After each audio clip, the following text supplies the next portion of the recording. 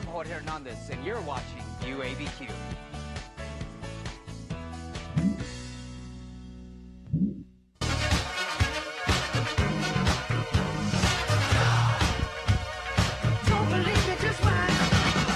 We're back on the Morning Brew with Friends. I got my friend Gary Opedal here. He's the director of the city's economic development department. You guys have had some big wins lately. We've had a lot of big wins. We were trying to make ourselves quirky, sticky, and linky.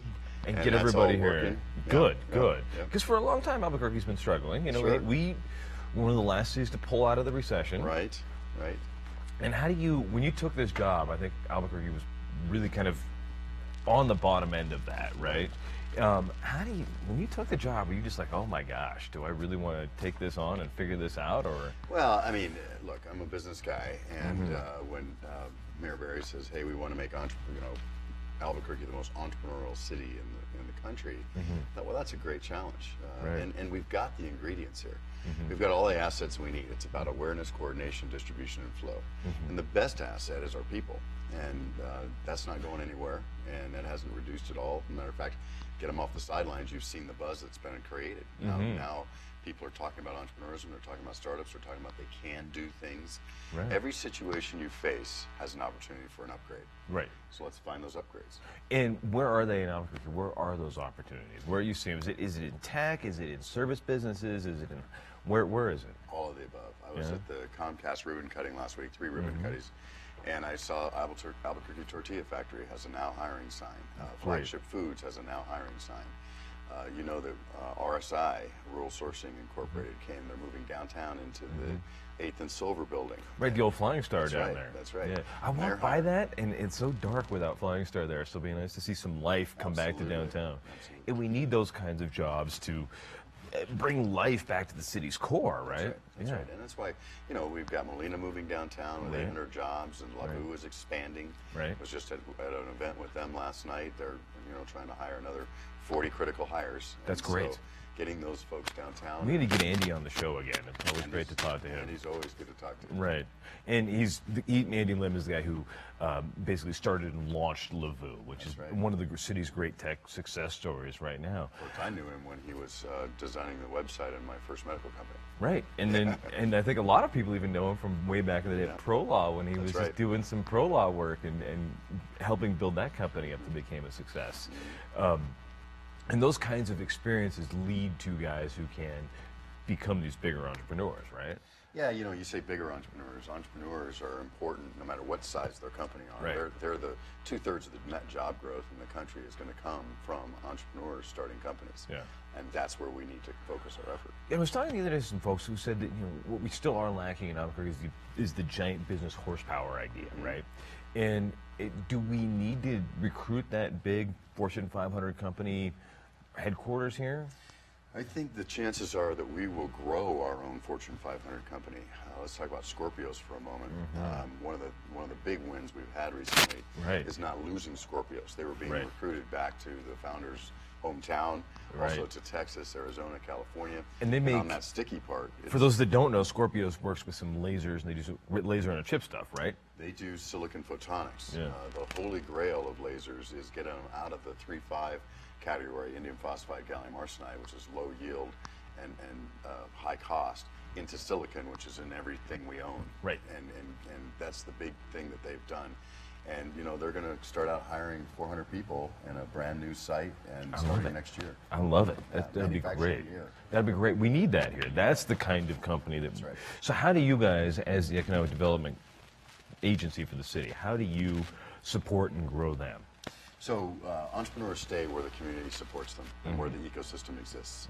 And so what we do is that community and ecosystem building, you know, like having Entrepreneur Wednesdays, like the Trep Centers in the Right, I want to talk about those because there's a brand new one, right? There is. And it's one of the, which library is it at? Downtown Maine. Is it downtown Maine? Yep.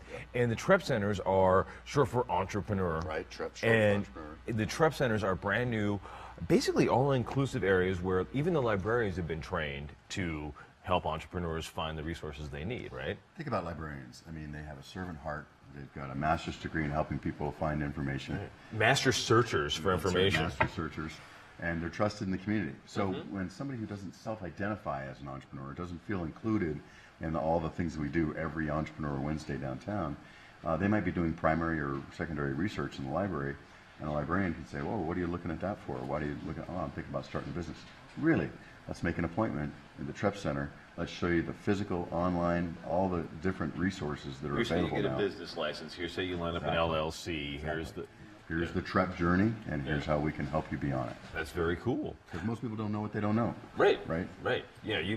There's so many people who go into business and they say, "I never knew it was going to be this hard," because they didn't know what a lot of the other challenges were going to be. A good idea is a big part of it. Right. That's the hipster part, right? But then you need the hacker and the huckster and the supporting roles. Right. And going forward, I know the Epicenter, I saw you last week at the holiday party, the Epicenter.